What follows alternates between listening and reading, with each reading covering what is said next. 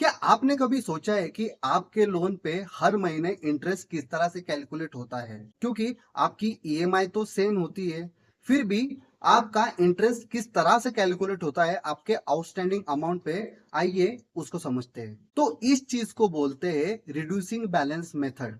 इसका यूज करके बैंक आपको अपने हर ईएमआई पे करने के बाद जितना आपका आउटस्टैंडिंग अमाउंट या फिर प्रिंसिपल जो भी लोन का अमाउंट होगा वो बन जाएगा, उसी के ऊपर बैंक आपको इंटरेस्ट कैलकुलेट करके देता है। इसी को कहते हैं रिड्यूसिंग बैलेंस मेथड। और ये आपको समझना बहुत ज्यादा इंपॉर्टेंट है। अगर आपके पास car loan, home loan, personal loan या कोई भी प्रॉपर्टी के रिलेटेड लोन हो, तो आप हमेशा ये चेक करो कि आपके लोन पे रिड्यूसिंग बैलेंस मेथड का यूज करके ही बैंक ने आपको आपका इंटरेस्ट कैलकुलेट करके दिया है। तो इसको एक बहुत इजी और छोटे से एग्जांपल से समझते हैं। लेट्स सी आपका 1 लाख रुपए का लोन है और आपका पहला ईएमआई जब आप पे करोगे, उसके पे करने के बाद आपका आउटस्टैंडिंग अमाउंट लेट्स सी 95,000 है। तो आपको फर्स्ट ईएमआई पे तो एक पूरे 1 लाख रुपए पे इंटरेस्ट लगेगा, लेकिन सेकंड ईएमआई के टाइम पे आपको 1 लाख रुपए पे नहीं, आपको सिर्फ 95,000 जो भी आपका करंट आउटस्टैंडिंग अमाउंट है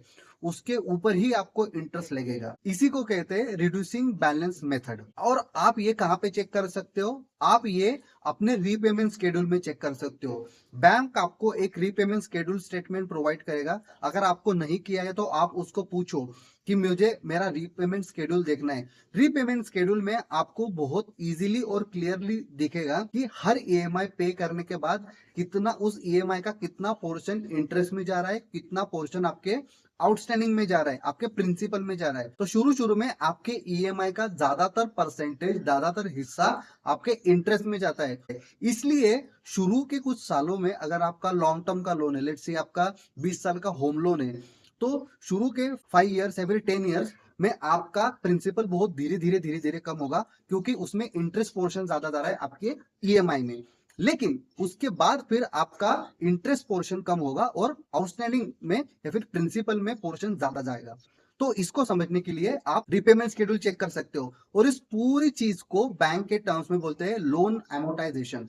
लोन एमोटाइजेशन एक ऐसा स्टेटमेंट होता है, एक ऐसा कैलकुलेशन होता है जो बैंक्स अपने लिए करते हैं, कि उसमें बैंक्स इंश्योर करते हैं कि जितने सालों तक वो लोन चलेगा उसमें कितना अमाउंट रिकवर होना है, कितना इंटरेस्ट उसमें आना चाहिए, उसमें पूरा अमाउंट उतने सालों में पूरा प्रिंसिपल अमाउंट भी रिकवर होना चाहिए, और लास्ट के टाइम पे जब सबसे लास्ट वाला ईएमआई होगा उस टाइम पे आपका प्रिंसिपल जीरो होना चाहिए। इसको लोन एमोटाइजेशन बोलते हैं।